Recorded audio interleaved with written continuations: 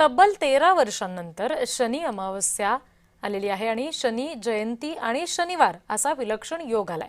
त्यामुळे आजच्या दिवसाला अनन्यसाधारण महत्त्व आहे। नवी मुंबईमधील नेरूळ इथे श्री शनेश्वर मंदिरामध्ये हजारो भक्तांनी दर्शनासाठी गर्दी केली होती। हजारो भाविकांसाठी या ठिकाणी महाप्रसाद सुद्धा ठेवण्यात आला होता।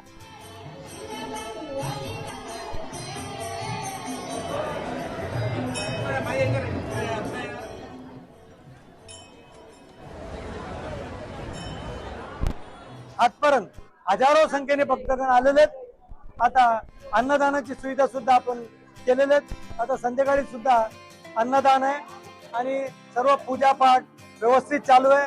हजारो संख्येने पब्लिक येतात। संध्याकाळी पर्यंत 40 ते 50 हजार लोक येण्याची पूर्ण शक्यता आहे।